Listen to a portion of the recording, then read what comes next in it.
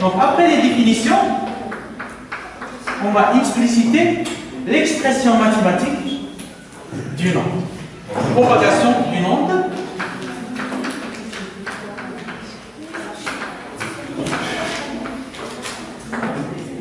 Sinusoïdale. Dans un milieu unidimensionnel. Milieu uni, c'est-à-dire à une dimension, unidimensionnelle.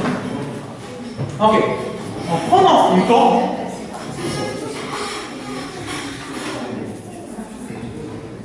que je suppose infinie, donc au point O, à l'origine, je place une lame vibrante. C'est-à-dire, je place un système vibratoire. Cette lame, elle vibre avec une fréquence oméga. D'accord. L'amplitude de la vibration à cet endroit est égale à sinus oméga t. Donc, l'oscillation est sinusoïdale. J'ai pris un cas d'une oscillation sinusoïdale. Très bien. Donc l'expression de la perturbation à cet endroit, à cette position, pour la vibration, donc c'est une position d'équilibre, non, je note, est l'amplitude de la perturbation, l'amplitude de la vibration. Elle dépend du temps, est égale à 1 sinus oméga t. Je lui rajoute une variable à l'origine. Donc l'amplitude de la vibration à l'origine, x égale à 0 à cet endroit. Donc l'amplitude de la vibration à l'origine, à n'importe quel instant, t est égal à sinus oméga t. Donc je vous rappelle, j'ai pris une perturbation qui a un comportement sinusoïdal. D'accord. J'aurais pu prendre ici cosinus. C'est exactement pareil. Très bien. Alors, la question qu'on vous pose, quelle est l'expression de l'angle un point M d'abscisse X à un instant donné T? À un instant donné T. Quelle est l'expression de l'angle à cet endroit d'abscisse X à l'instant T? Donc c'est ça la question. Très bien. Donc, pour résoudre ce problème, j'ai des perturbations qui se propagent. Très bien. Je construis mon raisonnement. L'état vibratoire du point M est exactement le même que celui de l'origine. D'accord. L'état vibratoire du point M est exactement le même que celui de l'origine. Donc, pour se rendre de ça, je vais revenir au jeu de D, des dominoes.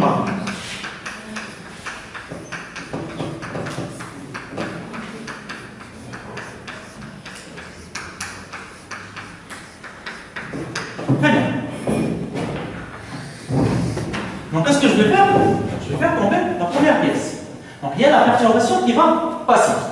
Donc, j'ai un observateur. Je place mon observation à ce niveau, à ce point. Donc, je fais l'observation, je vois la perturbation passer. Très bien. Maintenant, je refais l'expérience. Ou un autre observateur, peu importe. Un autre endroit. Il voit passer la perturbation. Donc, la nature de la perturbation, est-ce qu'elle est la même ou elles sont différentes?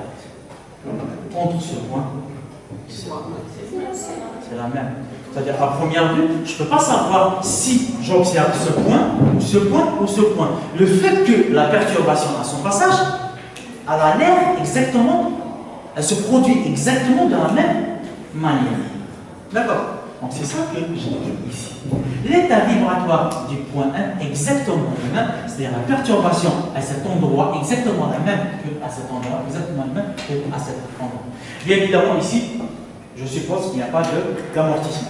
Il n'y a pas de perte d'énergie vers le milieu extérieur. Donc l'amplitude de la perturbation, la forme de la perturbation, la vitesse de la perturbation, tout est identique. Donc l'état vibratoire du point 1 est exactement le même que celui de l'origine. D'accord? Mais à un instant, regardez. Donc ça, je fais l'observation à l'instant T1, ici. Donc l'onde, elle se propage.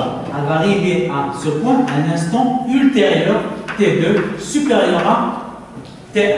Donc elle va arriver à ce point en retard. Elle est déphasée. En retard de T. D'accord. Donc il y a un retard de T, que je note Tx. Donc ça c'est un instant T, non, regardez, ici. Donc vous avez,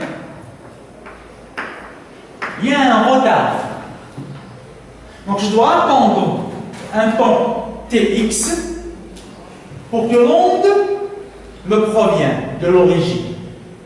Il vaut combien?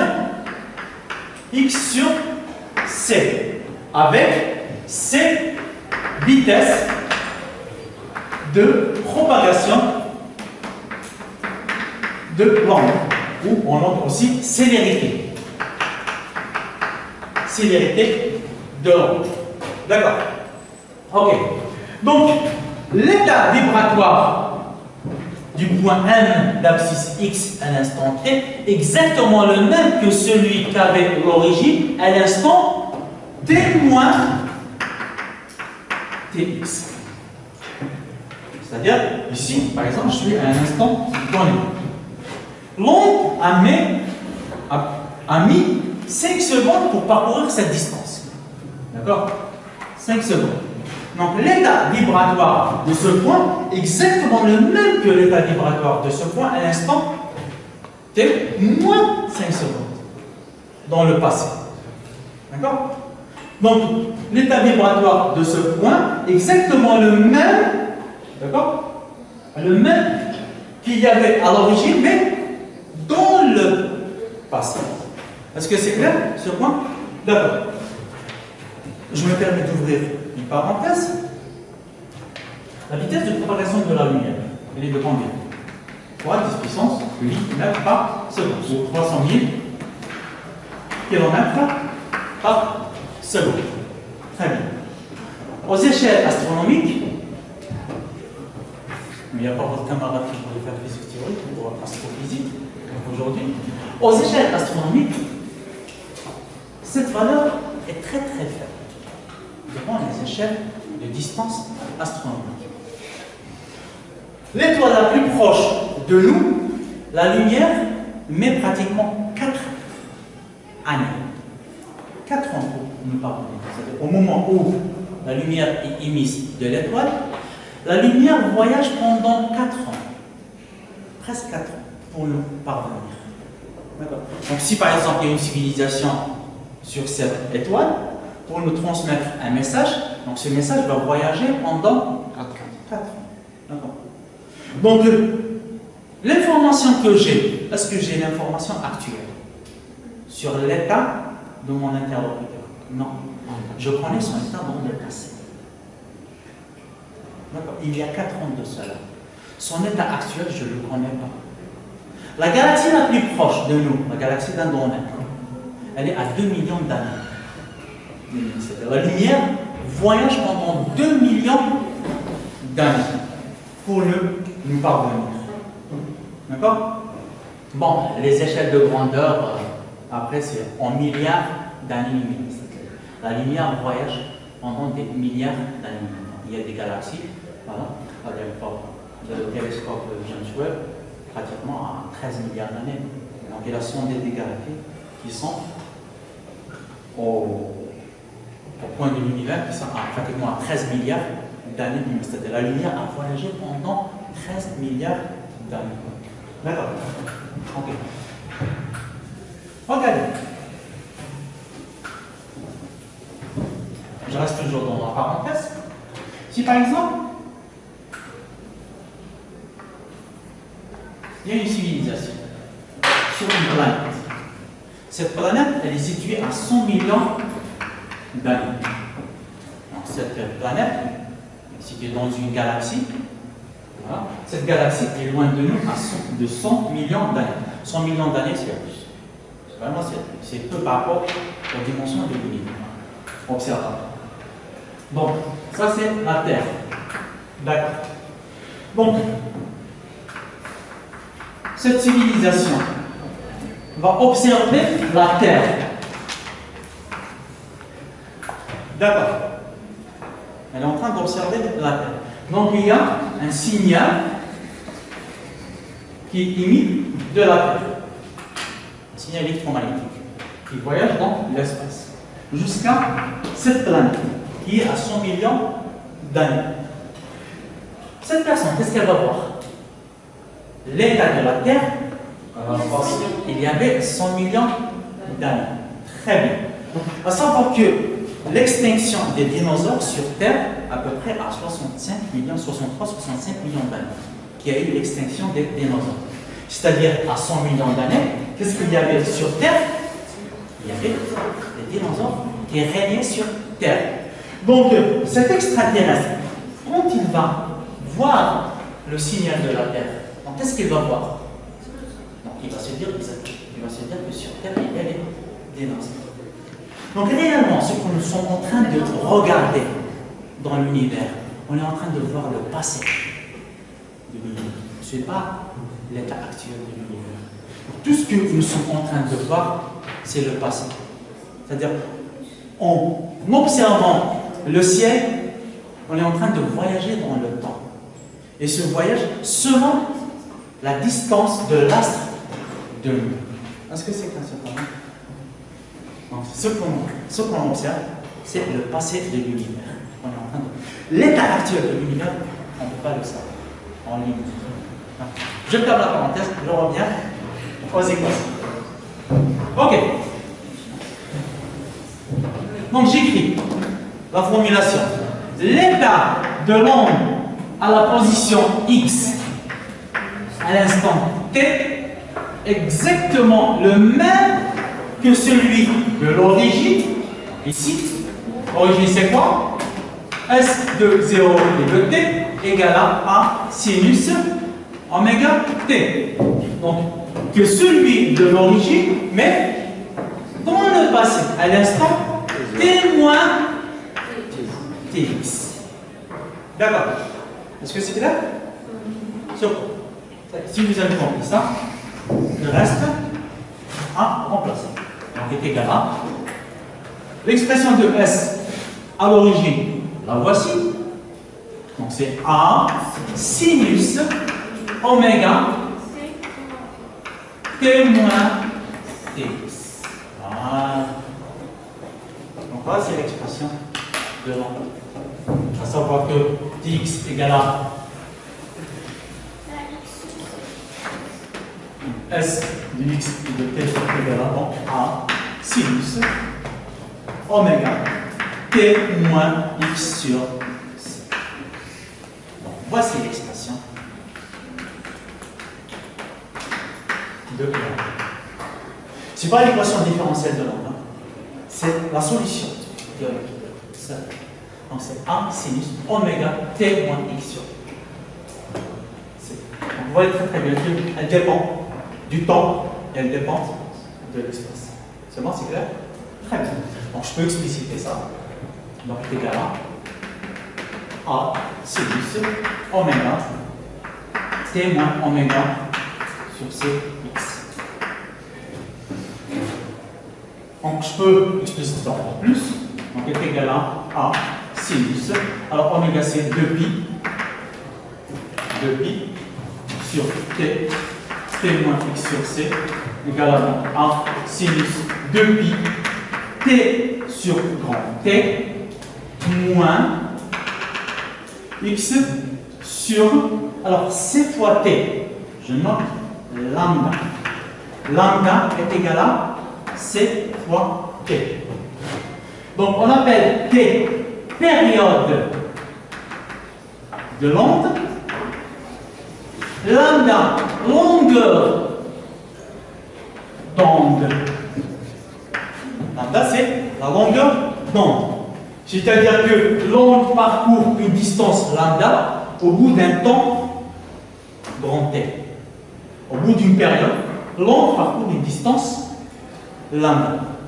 Donc vous avez ici le terme qui est rapporté au temps, vous avez ici le terme qui est rapporté à l'espace. Je peux encore expliciter plus avec d'autres grandeurs physiques. Donc S de x et de t est égal à A sinus. Alors je vais faire un montrer, donc oméga sur c, on l'appelle oméga t moins k x. Alors k, on l'appelle module du vecteur d'onde.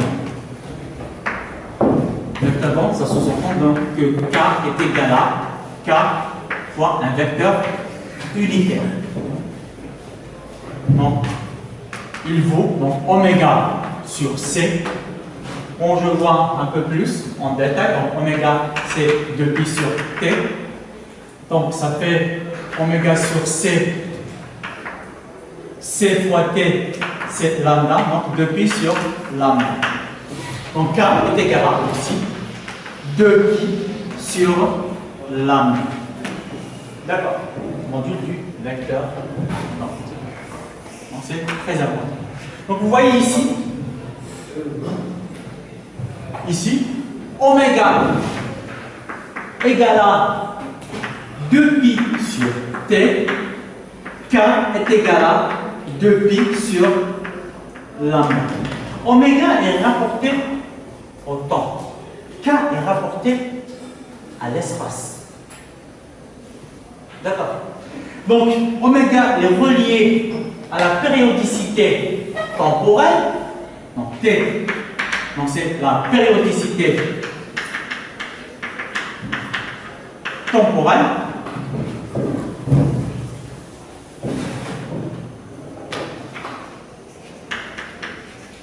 Lambda, c'est la périodicité spatiale. Okay. Donc vous avez une double périodicité pour l'onde. Une périodicité temporelle et une périodicité spatiale. Donc la périodicité temporelle, donc je la formalise comme ceci. Donc S de x et de t est égal à S de x de t plus n grand T. Donc tous les points pour lesquels l'instant temps est multiple de la période, vous revenez toujours au même point. D'accord. Et la périodicité spatiale, S de x et de t, est égale à S de x plus n lambda, d'accord, et de t. Vous revenez toujours. Voilà. Donc vous prenez une onde comme ça, elle est en train de se propager. Donc, il y a propagation de cette onde. Donc si je prends par exemple à partir de là, vous avez ici lambda.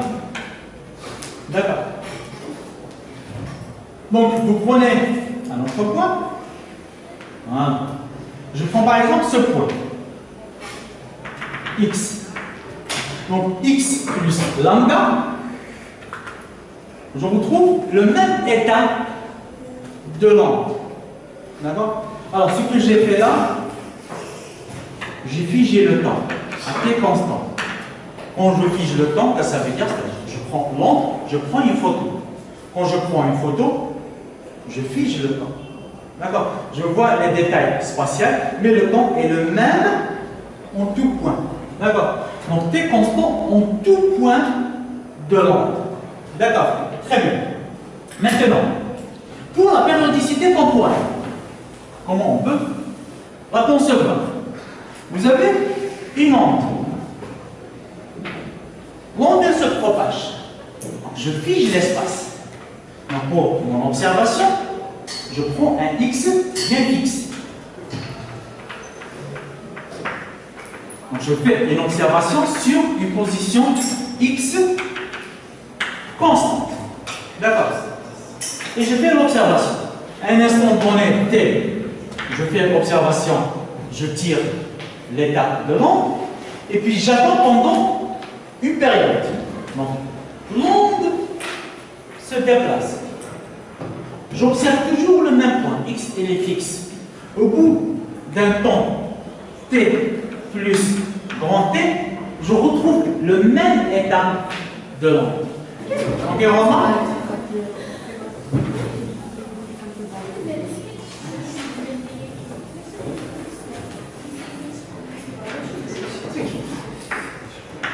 Donc deux points qui vibrent en face, deux points qui vibrent en face sont distants de x égale à n lambda. D'accord? Donc deux points qui vibrent en face. La distance entre ces deux points, non, non. Là, ça, je prends par exemple ce point et ce point. Vous voyez que l'état de ces deux points est le même. Ce point, exactement le même. Ce point, exactement le même. D'accord. Donc le déphasage phi, delta phi est égal à n fois 2pi. Donc on ça très trigonométrique. Pour revenir au même point, donc, je dois faire un tour de pi. Donc, déphasage entre ces deux points, donc c'est n égale à 2pi. Très bien. Donc, le déphasage pi, tout à l'heure dans l'expression, donc égal à déphasage spatial, oméga sur c fois x. X sur c. D'accord. Très bien. Donc, en voyant les deux variables, donc ça égale à ça, donc n fois 2pi est égal à oméga x sur c. Oméga est égal à quoi? Oméga c'est 2pi sur t fois x sur c. D'accord? Alors ici, vous avez c fois t est égal à lambda, 2pi x sur lambda. Lambda c'est la périodicité spatiale. Donc n 2pi, n 2pi égale à 2pi x sur lambda. Je simplifie avec 2pi. Donc ce que je trouve, x égale à n fois lambda. D'accord. Donc la distance entre deux points qui sont déphasés de n fois 2pi, c'est-à-dire je reviens au même point sur le cercle trigonométrique. La distance entre les deux points, c'est de l'ordre de n fois la longueur dedans. D'accord? Donc, deuxième remarque, l'expression de l'onde sinusoïdale en représentation complexe. Donc, ce que nous avons écrit là, on a écrit l'expression de l'onde en représentation réelle, sinusoïdale. Je peux avoir la représentation complexe, elle me simplifie considérablement les calculs. Donc, j'aurai S de x et de t est égal à A, au lieu de sinus ou de cosinus, donc j'exprime en fonction de exponentielle de i oméga t moins kx. D'accord?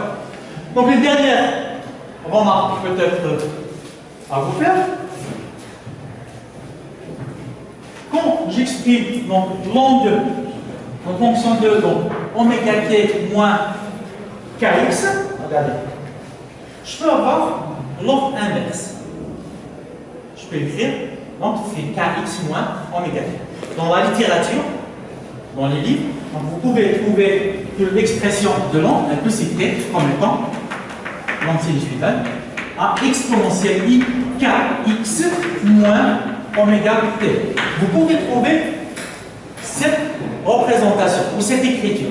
C'est exactement pareil. À savoir que la fonction sinus est une fonction impaire, donc il suffit juste de mettre un signe moins ici. Donc vous inversez la phase, vous avez un signe moins, c'est une fonction impaire. Si vous faites le cosinus, c'est une fonction paire, c'est exactement pareil. D'accord?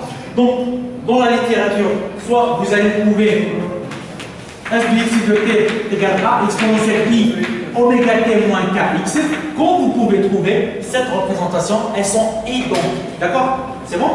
Est-ce qu'il y a des questions? Pas de questions? Très bien.